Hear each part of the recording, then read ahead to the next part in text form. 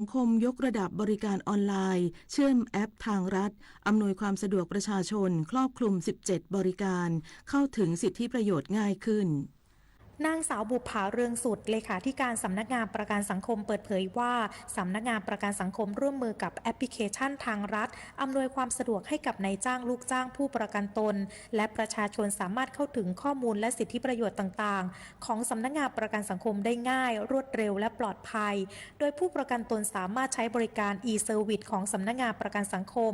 บนแอปพลิเคชันทางรัฐให้บริการถึง17รายการอาทิการขึ้นทะเบียนนายจ้างขึ้นทะเบียนผู้ประกันตนตามมาตรา39และมาตรา40ชำระเงินสมทบของผู้ประกันตนมาตรา40การขอรับประโยชน์ทดแทนการเปลี่ยนสถานพยาบาลในการรับบริการทางการแพทย์ถือเป็นอีกก้าวสำคัญในการขับเคลื่อนการให้บริการรูปแบบดิจิทัลที่เข้าถึงง่ายและลดภาระของประชาชนผู้สนใจดาวน์โหลดแอปพลิเคชันทางรัฐผ่านระบบ iOS และ Android พร้อมลงทะเบียนใช้งานด้วยหมายเลขบัตรประจำตัวประชาชนและเบอร์โทรศัพท์มือถือที่ลงทะเบียนกับภาครัฐเพื่อความปลอดภัยและยืนยันตัวตนนิตยาคุณสิมรายงานจบข่าวคณิษฐายิ้มดีอ่านรับฟังข่าวครั้งต่อไปเวลา 7 นาฬิกาค่ะติดตามข่าวที่นำเสนอไปแล้วได้ที่ www.thainews.prd.go.th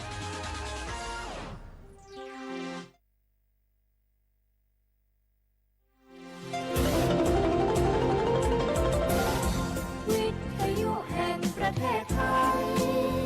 ให้ความรู้คู่ความสุข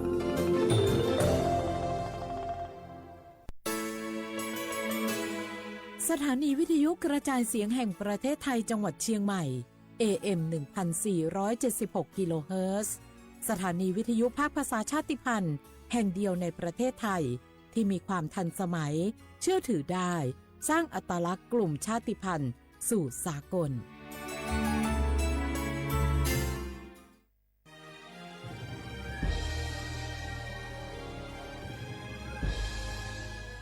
เกิดเป็นคนไทยเติบโตบนผืนแผ่นดินไทยจงภูมิใจในความเป็นไทยชาติไทยเรานั้นนับเป็นชาติที่มีความเป็นมาเก่าแก่ยาวนานเรามีภาษาวัฒนธรรมและมีสิ่งต่างๆที่เป็นเอกลักษณ์ให้เราได้ภาคภูมิใจในความเป็นคนไทยเราควรเห็นคุณค่าและมีความรักชาติหวงแหนแผ่นดินอันเป็นมรดกของบรรพชน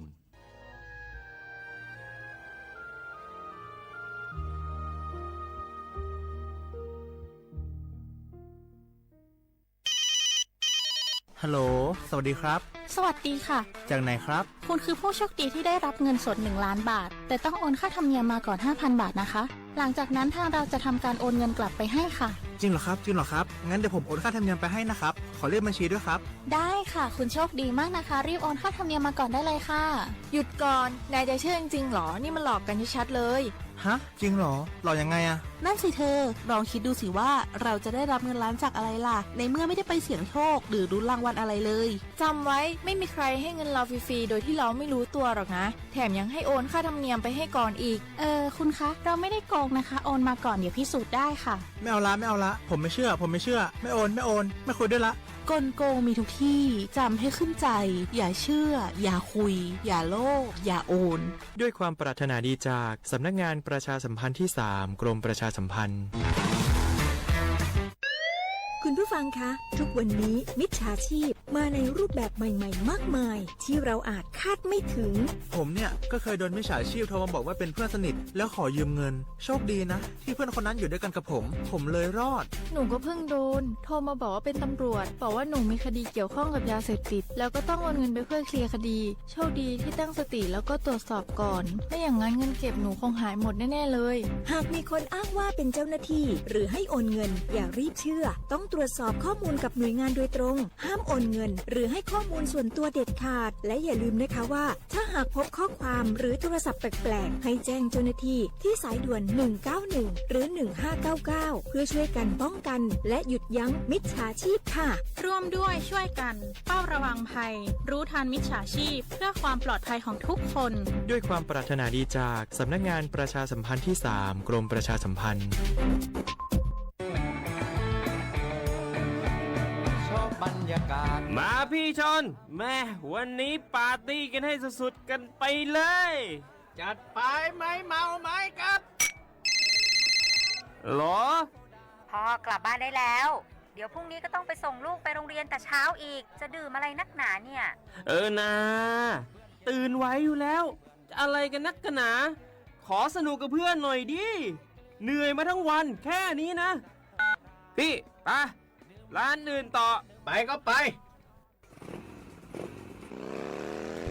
พี่ทำไมรถคันนี้มันขับช้าจังเลยอะแซงไปเลยพี่แซงไปไฟแดงก็พาไปเลยพี่ตรงเนี้ยมันไม่มีกล้องไม่โดนจับชัวร์เอาวะไปก็ไปเฮ้ยพี่ระวังรถบนท้องถนนการตัดสินใจพลาดเพียงครั้งเดียวอาจไปถึงความสูญเสียอย่าให้ความสนุกเพียงชั่วครู่กลายเป็นความเศร้าชั่วชีวิตด้วยความปรารถนาดีจากสำนักงานประชาสัมพันธ์ที่ 3 กรมประชาสัมพันธ์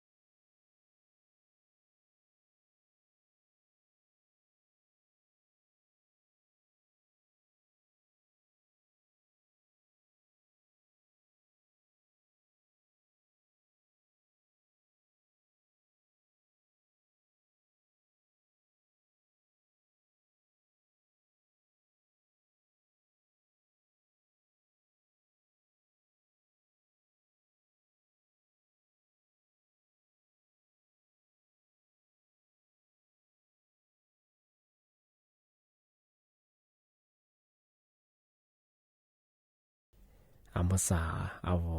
ลิซุงโอโดซึตควาเปลาวงาเอาลิซุงโอปากกากุงโอมัญญาทาจิ้มหมายดาสถานีวิทยุกระจายเสียงแห่งประเทศไทยจังหวัดเชียงใหม่วันโดยอย่างเอาวิทยุว่ามือจะมางมัญญายี่ครึ่งควันถี่งมัญญาติตูลี่เฮียสิชือโชคือกว่าโจเนี่ยดูหลังยี่ระบบมัญญา AM ที่เนี่ยเอาทาFacebook เฮอไลฟ์สู่ยายี่เพจเฮอสวทเชียงใหม่ AM 1476กิโลเฮิรตซ์ในแนวมันจะเฮอชมมั่วควานีเจมั่วว่าติควาโดที่มุลงมันยาหนีมั่วควานีสามโมนาทีเนี่ยควานีนายาสในแนวที่ควาที่มุลติควาที่ยมันเนี่ยควาที่ดูจ้างในเมที่ยิงโอมันยาเฮอเอาลิโซอาบางมันยาเฮอเฮฮาสสานี่ในเมที่ยิงมันเฮอรานี่ยิโคนิโตนิจงวาโคเอาไทยอาบางมันยาชื่อฮาลี่นี่ถึงยังไงนี่มีถึงยังไงเห็นนัดโชว์ยังไงวันเสาร์ที่4เดือนตุลาคมพศ2568ที่คมางอาทิตย์นี้ที่มาเทเชอร์ที่มาซื้อจินชับยาแบตเตอรี่แบงมาเฮจามูเบชงจะซื้อจะมายิบคือพับพี่ยังโง่เบยังโนยิมาซาวาบดงอาทิเนผู้บ่าวสัวบดงเบนชมมอนยังจะซื้อคือข้านี่ยิพี่ยังงบัญญาอาลียมาขามาจ่าบชงจะซื้อติดกันถึงมางบัญญามือ2มือ1มือ40เป็นยังส่วนว่าไอ้14เมงถือว่าช้านี่นั่นมือ1ที่วัวละชงบางยิบพี่ยังวัวชงเอาตัวมากู้มันยังวุฒิลังมันยังเถอะอาบัติมาอยู่ว่าอะไรนี่นะใช่อยู่ว่าเบียวชาชำนองที่ความยังอาชีวะจะเสื้อคือข้านี่ยิบผีพะวุฒิมันยังมาขยันแต่เนี่ยจ่ายนี่ไม่ใช่แต่เนี่ยดูจ่ายนี่ซอยนี่ไม่ใช่จะสุดท้ายก็ถึงมาบ้านโนยิบปอคือโจที่ยังว่าสู้มันดูมาสู้เบียนี่ยาแต่ความชานี่อยู่น่าจะกิเลยังว่าว่าบัดมาจะอยู่เบียบ่ช้ำนอมากิเลสงที่ความยังชควงมากันยังจามงจะสุดจะมากูมันยังโนยิบเผือคือเผือยังว่าสู้หัวจะมาผีหัวจะมามากันยังติดเชลล์มาถ่ายยิบไปชงมาแต่กับกูยังกับชิ้นยังแต่ใจยังไม่ชงมาถึงมาที่ปีมาชงที่ถึงมาก็มันยังว่าระบบออนไลน์ว่ายังไงฟิซบุ๊กว่ายิ่งแบบอะไรกว่าแบบไงกว่าที่ภาษาซื้อยังงมันยังไงจะซื้อจะมาถึงมาที่ก็จะมาก็มันยังยิบผียังคือผียังเอาว่าอีหลังมาพอวันยังว่าทายาฟิซบุ๊กว่าวันยังผียังเป็นยังวุฒิที่ผมยังช่วงงานมากันยังอาทิตย์ยังมีแจ้งยิ่งมีความเสี่ยงยังจะซื้อมาพอวุฒิเรางมันยังว่า一百个我们这么需要嘛合作性咱那屋的那个对2年3年有不个用那么个来学好ที่ความยังมาสับก็ระบบออนไลน์ความยังว่ายังมาก็ยังมีความเสี่ยงมาคือจวงจะซื้อไม่ตรงปกมาคือจวงว่าที่จะเบลาที่จะสุดละมาคือจวงที่ความยังชอบมาเลยเชียวมาคือมาคือเนี่ยแต่เนี่ยจ่ายเงินกับคนที่เป็นว่าว่าที่เฉลี่ยพี่ๆแบบที่เฉลี่ยว่ามาคือถ่ายเงินมาคือที่มาที่เดียปีมาสุดที่เช้าชอบ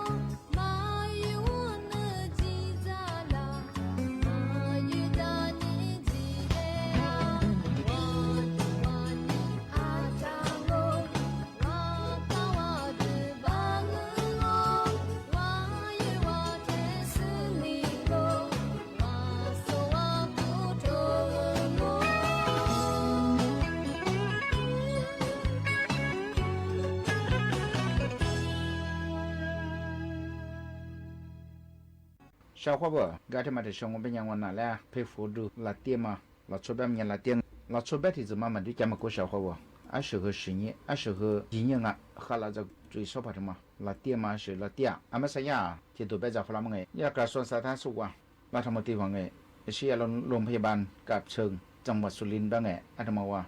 โมนเดอสู้ปีฟลาเบสยังไงชาวเขาว่าอย่าจังหวัดสุรินทร์บ้านมันยังมีกะจี้ถ้าจะมีกะจี้ก็ไม่จะมีกะจี้ว่าดังก็การชกุลังไงเราชูนั่นแหละชาเขาเรียกมาไงนี่จะสักส่วนสุดบ้างไงอาศัยยาโรงพยาบาลอยู่มาไงที่เราไปที่มาคือยังแบบเพฟฟ้าสุราเตียแบบมันยังเชิงอ่ะแบบมันไงชาวเขาว่าที่การุยาเนสที่จะจอมายาสมุนไพรสกินเนสอาตมาว่าเป็นยายาปราบชมพูทวีปยาเลือดงามอธิบดังยาสตรีหลังคลอดยาบำรุงน้ำนมจากเมืองของเป็นยากูเดือนี้จะเนื้อเสื้ออามาชิเนียจุ่มบ้าอันนี้ตัวจะได้ฟรีงไอ้สิ่งที่ชื่อนั่นสถิติจอมเมืองของเป็นยาโลดธนูแดงอธิบดีสถิติจอมอันที่เมืองของเป็นกูยาลูฟูดูแลไก่ดารุลูฟูแบบมันยาที่งูชาวเขาว่าขึ้นอย่างตัวยาจังหวัดสุรินทร์ของเป็นอันที่ว่าจุดนี้อยู่ว่าคือยังแบบนั่นคือยาโลดธนูแดงบ้านมาแต่ละนี้หวงฟูพักกูงเป็นส่วนนั่นคืออาทิตย์ที่มาแต่ละนี้ก็รู้อยากจะมาคือยังแบบที่เบบมังเป็นยาจัดกุศลเป็นหน้าดำคือแบบไงสิ่งนี้ยานั่งเช่นตู้เตี้ยตู้เย็นอาจจะมาคือตรงไอ้สิ่งนี้ข้าวเย็นเหนือ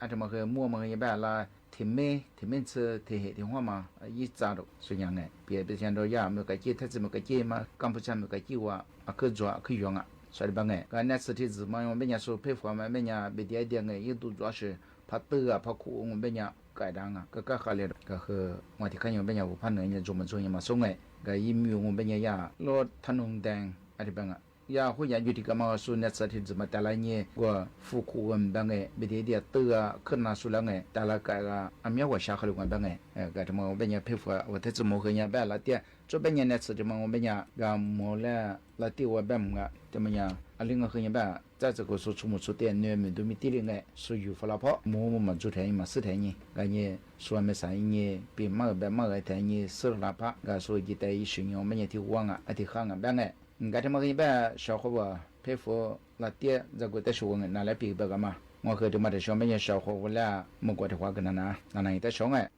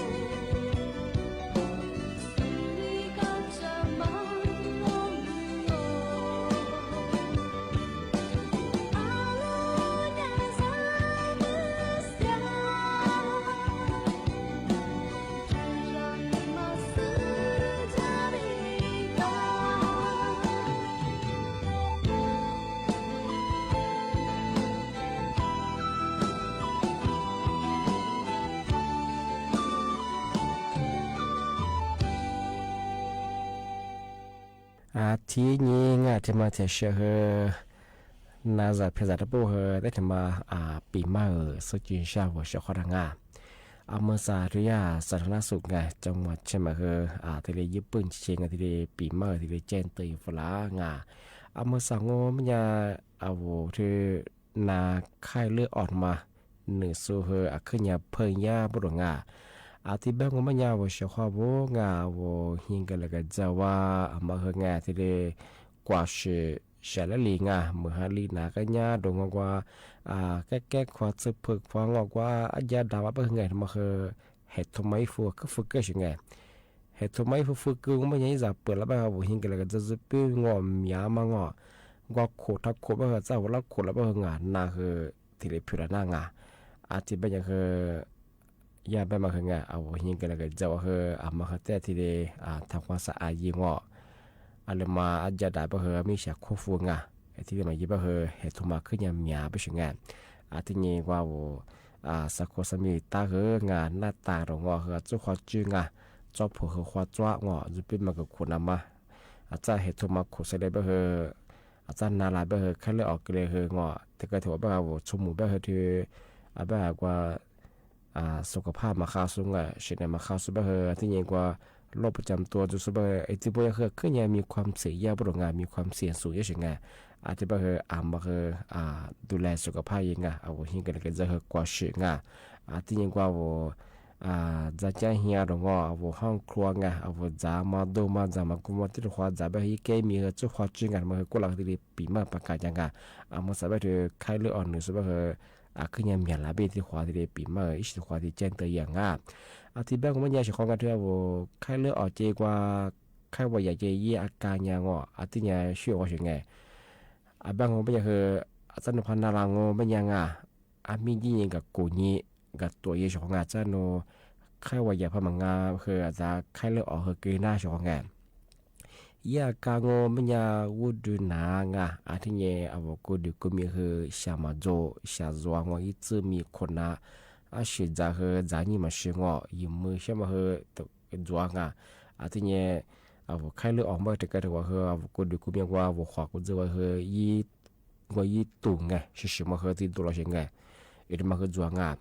ที่เนี่ย我这个都陪练嘛做些个嘛陪多了我ที่我也การที่พอ做มันยังมีในสิ่งนี้กับกูยิงกับตัวยิงจะเป็นว่าใครเลยออกเลยไปมีเสียทีเลยว่าเสียข้าวแต่ช่วงแบบช่วงงานจะชั่วโมงที่เป็นผู้สูงอายุที่โรคประจำตัวดูสิที่ผมอยากขึ้นยาดูแลอยู่ว่าขึ้นยาจำตัวมายากทีเลยปีมากทีเลยแจ้งเตือนฝรั่งที่แบงก์มันยังนะปีมาที่เรียนจงว่าเชื่อว่าถ้าวิทยุควายนาจาสูหลายสวัสดีสุดคือบ่โมที่ถ้าช่วงนั้นปีมาช่วงที่นักคนน่างมันยังแทบเมืองหายที่นี่ขึ้นเลี้ยเหบางมียิงมันยังจอภาคใต้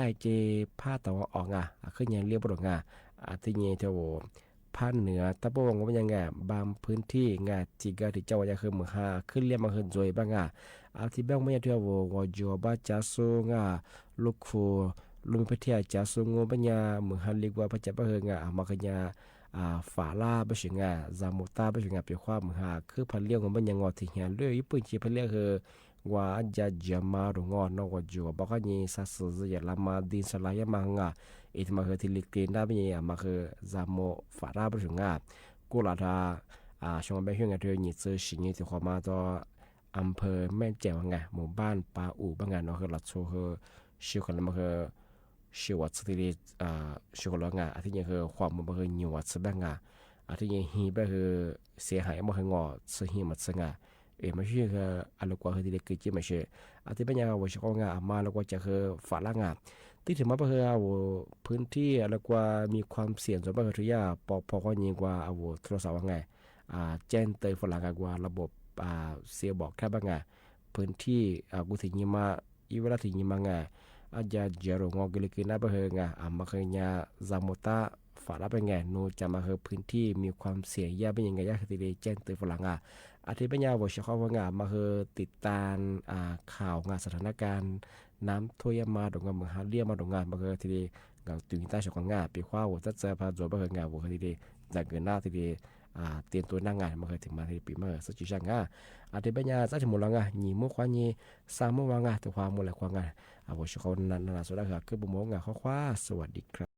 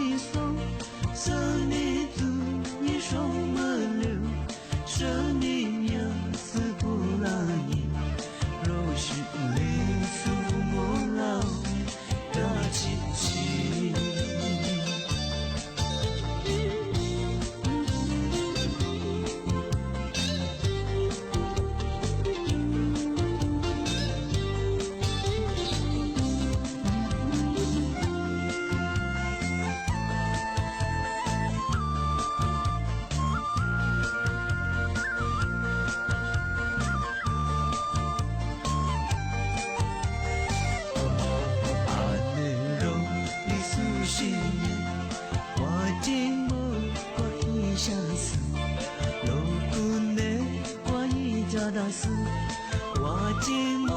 我的美的我寂寞我没自由独自那边那是听我路你你马上阿姆罗你苏西呢阿里提你挂的手路边的我的夜色路边的我是你手是你足你手么了生命呀是不让你若是灵是不莫老嘎叽叽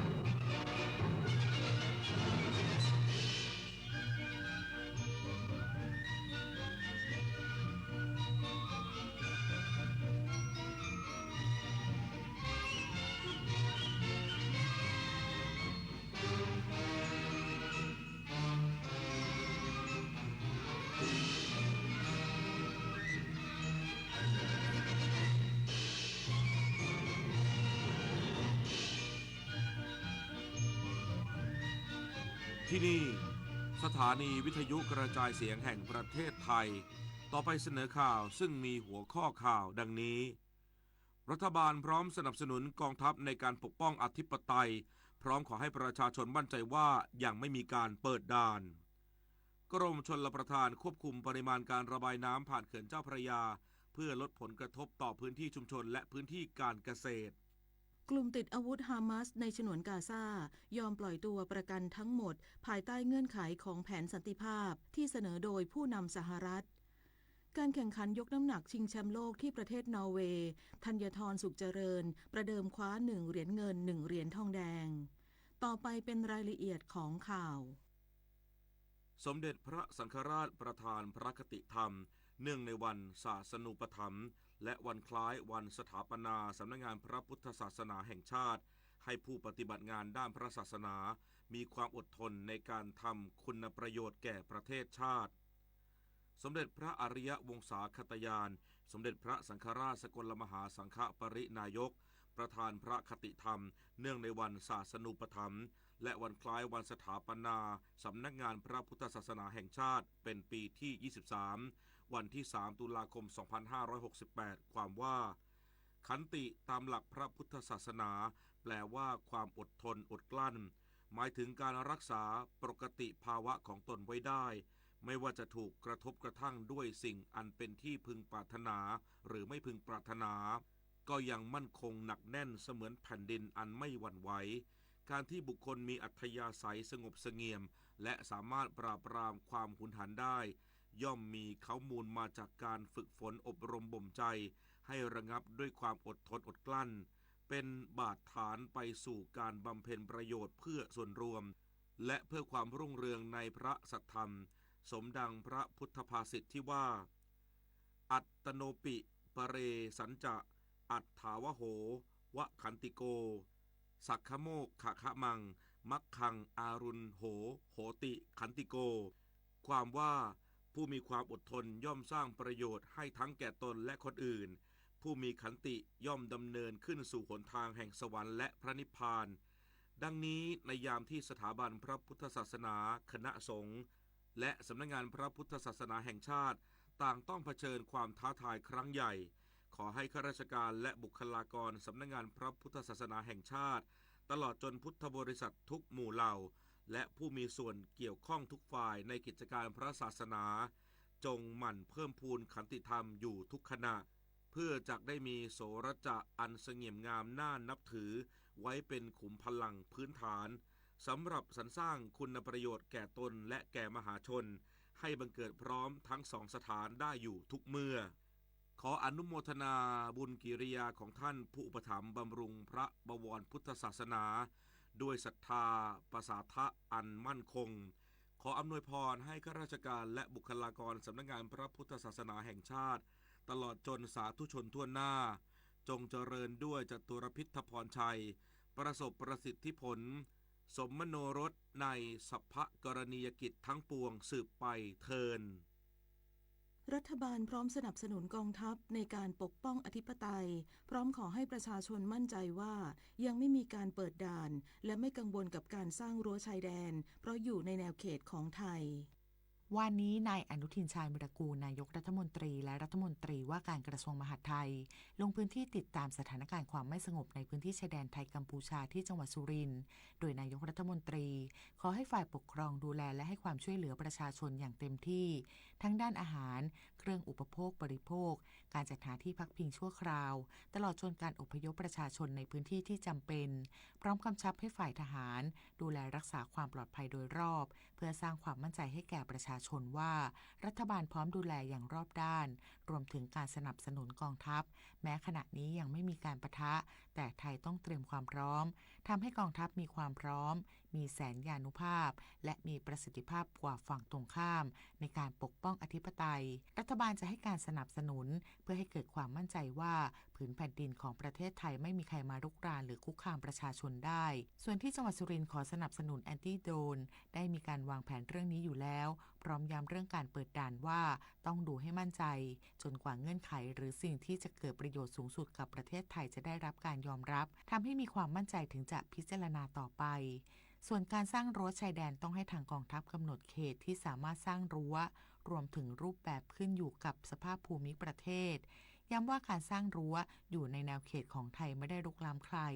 ยังไงรัฐบาลก็ต้องฟังเสียงพี่น้องประชาชนเรื่องเปิดด่านเนี่ยมันต้องให้มั่นใจเลยว่าจะไม่มีวันเกิดขึ้นจนกว่าเงื่อนไขหรือว่าสิ่งที่มันจะเกิดประโยชน์สูงสุดกับประเทศไทยได้รับการยอมรับแล้วก็ได้ถูกทำให้เรามีความมั่นใจและพึงพอใจแล้วเราถึงจะพิจารณาต่อไปเราได้ให้ทางกองทัพกำหนดเขตที่ว่าสามารถจะสร้างรั้วตรงไหนเมื่อไหร่และรูปแบบไหนด้วยรั้วจะมีหลายรูปแบบขึ้นอยู่กับสภาพภูมิประเทศเราสร้างอยู่ในแนวเขตของประเทศเรา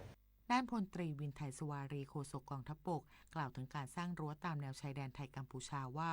กองทัพบกซึ่งเป็นหน่วยที่รับผิดชอบพื้นที่จะสนับสนุนเรื่องของข้อมูลต่างๆรวมทั้งการพิจารณาความเหมาะสมว่าพื้นที่ใดจะสามารถดำเนินการได้ก่อนส่วนพื้นที่อื่นๆยังต้องอาศัยกลไกหารือผ่านคณะกรรมาธิการเขตแดนร่วมหรือ JBC ไทยกัมพูชานอกจากนี้ยังกล่าวถึงแนวทางการผลักดันชาวกัมพูชาที่ลุกล้ำพื้นที่อธิปไตยไทยบริเวณบ้านหนองจานและบ้านหนองย่าแก้วจังหวัดสระแก้วว่าจะต้องดำเนินการอย่างระมัดระวังตามหลักมนุษยธรรมเพื่อไม่ให้เกิดภาพที่ไม่เหมาะสมหรือถูกนำไปใช้ขยายผลในเวทีต่างประเทศเราก็ต้องมีมาตรการที่จะดำเนินการเพื่อไม่ให้เกิดภาพที่จะไม่เหมาะสมหรือถูกนำไปใช้ขยายผลในเวทีต่างประเทศแต่ว่าเราดำเนินการภายใต้หลักมนุษยธรรมซึ่งเจ้าหน้าที่ตำรวจที่เป็นผู้รับผิดชอบสถานการณ์ก็พยายามจะใช้ความระมัดระวังขณะที่การเยียวยาให้กับประชาชนที่ได้รับผลกระทบจากสถานการณ์ความไม่สงบบริเวณชายแดนไทยกัมพูชานายกรัฐมนตรีระบุว่าขณะนี้เงินถูกถ่ายโอนมายังธนาคารออมสินของกระทรวงมหาดไทยแล้วจะเร่งจ่ายในสัปดาห์หน้าและจะทยอยจ่ายตามบัญชีที่ประชาชนมาขึ้นทะเบียนผลิตนาถขวัญแสนสุขรายงานรัฐมนตรีประจำสำนักนายกรัฐมนตรีมั่นใจสถานการณ์น้ำในปีนี้ไม่รุนแรงเท่าปี 2554 ขณะที่กรมชลประทานควบคุมปริมาณการระบายน้ำผ่านเขื่อนเจ้าพระยาเพื่อลดผลกระทบต่อพื้นที่ชุมชนและพื้นที่การเกษตรนายพระดอน ปริศนานันทกุลรัฐมนตรีประจำสำนักนายกรัฐมนตรีเปิดเผยภายหลังมอบนโยบายการบริหารราชการสำนักงานทรัพยากรน้ำแห่งชาติหรือสทนช.วานี้ว่าจากการติดตามและประเมินสถานการณ์น้ำในช่วงที่ผ่านมาพบว่าความรุนแรงของปัญหาน้ำท่วมในปีนี้จะไม่รุนแรงเท่ากับปีพุทธศักราช 2554 แม้เขื่อนภูมิพลและเขื่อนศิริกิติ์จะมีปริมาณน้ำเกือบเต็มความจุแล้วแต่ยังมีพื้นที่ว่างที่ยังสามารถบริหารจัดการน้ำไม่ให้ความเสียหายขยายวงกว้างออกไปได้เชื่อว่าไม่น่าจะรุนแรงถึงขนาดนั้นนะครับปริมาณน้ำแม้ว่าในเขื่อนหลัก2เขื่อนจะมีปริมาณน้ำที่เกือบจะเต็มแล้วแต่ว่าด้วยการบริหารจัดการเนี่ยยังพอที่จะมีรูมมากพอสมควรในการบริหารจัดการถ้าบริหารจัดการได้ดีเนี่ยพื้นที่ที่ได้รับผลกระทบคงจะไม่ขยายวงกว้างมากไปกว่าที่เป็นอยู่ในปัจจุบันด้านนายเดชเล็กวิชัยรองอธิบดีกรมชลประทานกล่าวว่ากรมชลประทานจำเป็นต้องดำเนินการภายใต้เกณฑ์การบริหารจัดการน้ำของเขื่อนเจ้าพระยาโดยได้ปรับเพิ่มปริมาณน้ำไหลผ่านเขื่อนเจ้าพระยาจากเดิมไม่เกิน 2,500 ลูกบาศก์เมตรต่อวินาทีเป็นไม่เกิน 2,700 ลูกบาศก์เมตรต่อวินาทีแบบขั้นบันไดพร้อมบริหารจัดการน้ำและควบคุมปริมาณการระบายน้ำผ่านเขื่อนเจ้าพระยาให้อยู่ในเกณฑ์ดังกล่าวอย่างเต็มศักยภาพเพื่อลดผลกระทบต่อพื้นที่ชุมชนและพื้นที่การเกษตรโดยปริมาณน้ำผ่านท้ายเขื่อนเจ้าพระยาที่เพิ่มขึ้นจะส่งผลให้ระดับน้ำตั้งแต่ท้ายเขื่อนเจ้าพระยาสูงขึ้นจากปัจจุบันประมาณ 30-40 เซนติเมตรทางนี้ได้แจ้งเตือนพื้นที่ 11 จังหวัดในลุ่มน้ำเจ้าพระยาคืออุทัยธานีชัยนาทสิงห์บุรีอ่างทองสุพรรณบุรีพระนครศรีอยุธยาลพบุรีปทุมธานีนนทบุรีสมุทรปราการและกรุงเทพมหานครรวมถึงหน่วยงานที่เกี่ยวข้องบริษัทห้างร้านที่ประกอบกิจการในแม่น้ำเจ้าพระยาเช่นงานก่อสร้างเขื่อนป้องกันตลิ่งแพร้านอาหารประชาชนที่อาศัยอยู่พื้นที่ริม2ฝั่งแม่น้ำเจ้าพระยาและแม่น้ำน้อยให้เฝ้าระวังติดตามสถานการณ์อย่างใกล้ชิดชวนันท์มาลีรายงานการไฟฟ้าฝ่ายผลิตแห่งประเทศไทยหรือกฟผ.ยืนยันเขื่อนใหญ่กฟผ.ยังสามารถรับน้ำได้พร้อมปรับการระบายน้ำและบริหารจัดการน้ำเพื่อลดผลกระทบกับประชาชนในพื้นที่ท้ายน้ำ นายชวลิตกันคำผู้ช่วยผู้ว่าการผลิตไฟฟ้าพลังงานหมุนเวียนการไฟฟ้าฝ่ายผลิตแห่งประเทศไทยหรือกฟผ.เปิดเผยว่าขณะนี้เขื่อนสิริกิติ์มีปริมาณน้ำในอ่างเก็บน้ำคิดเป็นร้อยละ 95.25 ของความจุอ่างสามารถรับน้ำได้อีก 452 ล้านลูกบาศก์เมตรโดยได้ปรับแผนการระบายน้ำเพิ่มเป็นวันละ 25 ล้านลูกบาศก์เมตรด้านเขื่อนภูมิพลมีปริมาณน้ำในอ่างเก็บน้ำคิดเป็นร้อยละ 87.3 ของความจุอ่างสามารถรับน้ำได้อีก 1,707 ล้านลูกบาศก์เมตรโดยได้ปรับลดการระบายน้ำลงจากวันละ 10 ล้านลูกบาศก์เมตรเหลือวันละ 5 ล้านลูกบาศก์เมตรรวมทั้ง2เขื่อนระบายน้ำรวมไม่เกินวันละ 30 ล้านลูกบาศก์เมตรเพื่อไม่ให้ส่งผลกระทบต่อการควบคุมปริมาณน้ำไหลผ่านเขื่อนเจ้าพระยาส่วนในพื้นที่ภาคตะวันออกเฉียงเหนือเขื่อนอุบลรัฐมีปริมาณน้ำในอ่างเก็บน้ำคิดเป็นร้อยละ 88.35 ของความจุอ่างสามารถรับน้ำได้อีก 283 ล้าน 310,000 ลูกบาศก์เมตรปรับลดการระบายน้ำเพื่อบรรเทาผลกระทบน้ำท่วมในพื้นที่ลุ่มต่ำด้านท้ายน้ำเช่นเดียวกันทั้งนี้ปริมาณน้ำในเขื่อนใหญ่ต่างๆของกฟผ.ยังอยู่ในเกณฑ์ควบคุมมีศักยภาพและความมั่นคงปลอดภัยในการรองรับน้ำได้เพียงพอตลอดฤดูฝนโดยสามารถติดตามสถานการณ์น้ำในเขื่อนแบบเรียลไทม์ได้ที่เว็บไซต์ water.egat.co.th และโมบายแอปพลิเคชัน egat One กระทรวงพลังงานลดราคาน้ำมันดีเซลและน้ำมันเบนซินลิตรละ50 สตางค์มีผลตั้งแต่วันนี้เป็นต้นไปนายอัธพลฤกษ์พิบูลรัฐมนตรีว่าการกระทรวงพลังงานเปิดเผยว่าที่ประชุมคณะกรรมการบริหารกองทุนน้ำมันเชื้อเพลิงหรือกบน.มีมติเห็นชอบปรับลดอัตราเงินกองทุนน้ำมันเชื้อเพลิงสำหรับน้ำมันดีเซลลง50 สตางค์ต่อลิตรรวมทั้งขอความร่วมมือผู้ค้าน้ำมันปรับลดราคาเบนซินลง50 สตางค์ต่อลิตรส่งผลให้ราคาขายปลีกน้ำมันดีเซลหน้าสถานีบริการน้ำมันลดเหลือลิตรละ31 บาท 44 สตางค์จากเดิม31 บาท 94 สตางค์และกลุ่มเบนซินทุกชนิดลดลงลิตรละ50 สตางค์โดยให้มีผลตั้งแต่วันนี้เป็นต้นไปด้านกรมการค้าภายในร่วมกับสมาคมผู้เลี้ยงสุกรแห่งชาติเปิดจำหน่ายเนื้อสุกรคุณภาพราคาถูกเพื่อช่วยลดภาระค่าครองชีพให้ประชาชนนางสาวยานีศรีมณีรองอธิบดีกรมการค้าภายในเปิดเผยว่ากรมการค้าภายใน